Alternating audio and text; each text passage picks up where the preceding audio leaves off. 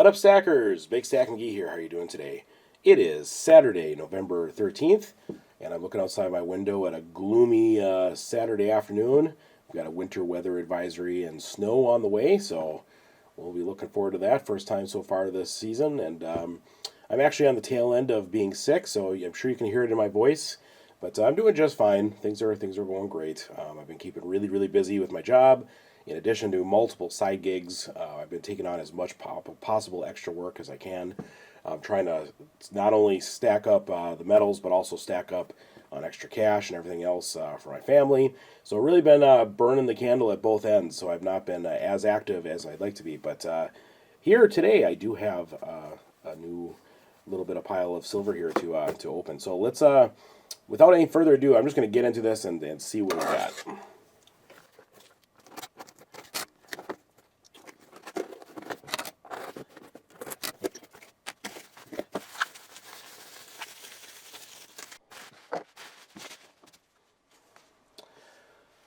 Okay, so here we have this packaged Germania mint 10-ounce silver bar. This is the first time for me to pick up this.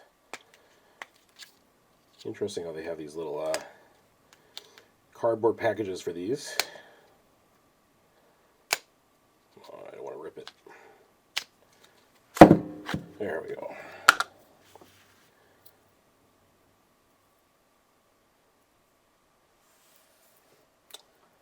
So there you have it. A nice shiny example.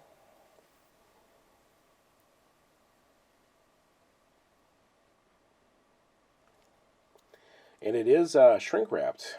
Interesting. It's hard to tell because it's so form-fitting, I guess. Give you the profile view.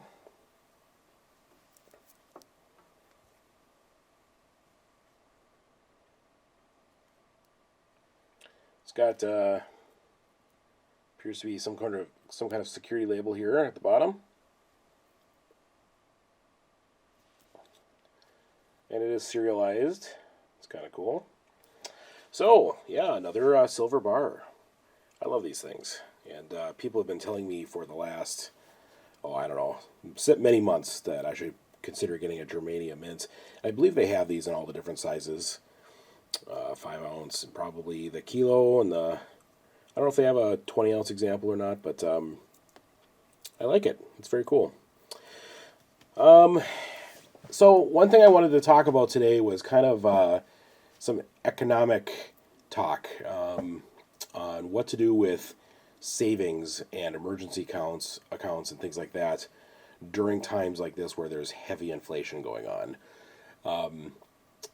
So yes, of course, I use gold and silver as a hedge against inflation. Of course I do that.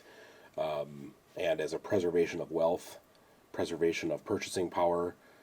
When I work my jobs and I get paid and I put that money into gold and silver, I know that I'm locking in the value of what I did, long term at least. But what about cash? What about cash that you have is sitting around? Whether, I don't know what some of you do, but I do have a certain amount of money just in savings, whether it's for emergencies or for whatever. I probably have more than the average person set aside. I was a Dave Ramsey disciple for years and years and years, and I especially when my wife and I were living on just my income. It was a single income family, and she stayed home to raise our kids, and so we were on a very tight budget. And of course, this is before I was a stacker. I'm in my 8th, going on my 9th year of stacking.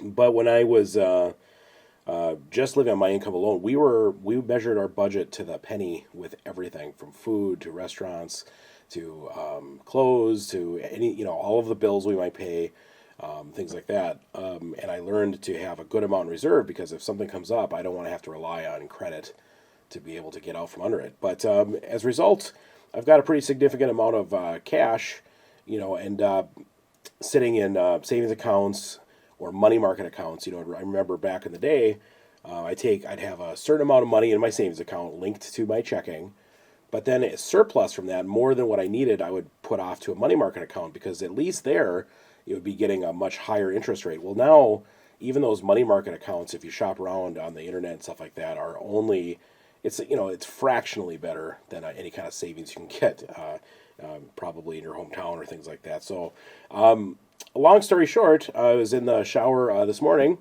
and I was listening to Clark Howard. I'd like to listen to Clark Howard, and he was talking about one option, and that is I-series savings bonds. Now, and again, many people that watch my channel, many people that are stackers, are not confident in the government in any way, shape, or form, and I get that, right? But unless you're a complete gloom and doomer, unless the government completely shuts down, I do believe that savings bonds are a pretty good short-term bet. But at any rate, I-series savings bonds, which are the inflationary savings bonds, they set their interest rate every 6 months. But right now, they're 7.1%. And, I'm looking for a lot of low-risk places to put money. And that is one that I'm seriously considering because you can get up to $10,000 per person in those. And the trick is you want to be able to earmark it for at least a year so you can claim the interest. But after that, you can get out if you want, or you can leave it in there, of course. And the interest rate adjusts every 6 months. So that's something I'm thinking about doing, is at least taking some money that's been sitting around earning negligible, and I mean negligible interest, because the interest rates have been so in the tank for quite a while, and doing that. So I'm just curious what you guys think about that. And again, if you're a gloom and doomer and think that the United States government is about to go belly up here within the next year, that's obviously would be a poor choice, right?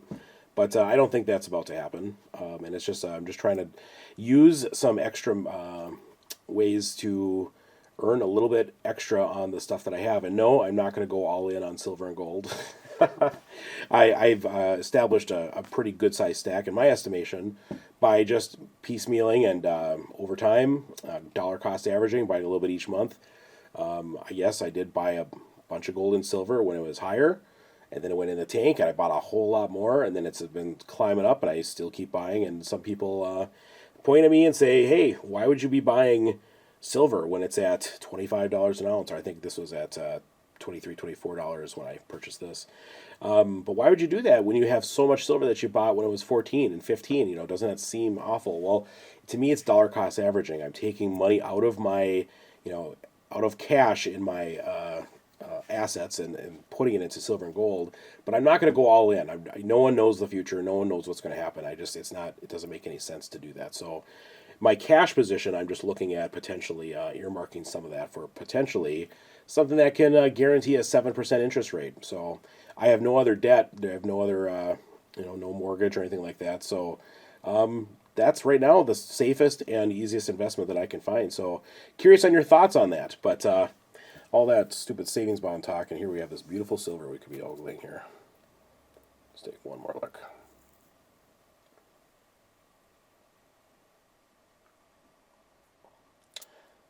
So that's what I got today. Another 10 ounces of silver for the stack. I am hoping to do a full silver stack video here at some point. I've got a lot of new entries into that. So I'm looking for maybe a Thanksgiving video on that. I think that would be a good time to do that because I actually have time. I'll have a little bit of time at home to be able to put that stuff together. So that's what I got for you right now. I'm curious on your thoughts on the I-series savings bonds. And also just curious if any of you listen to Clark Howard. I've listened to Clark Howard for years and years and years. If you don't know who Clark Howard is, he's a radio personality, and his thing is about not wasting money, trying to find values. He's kind of a cheapo, kind of like me.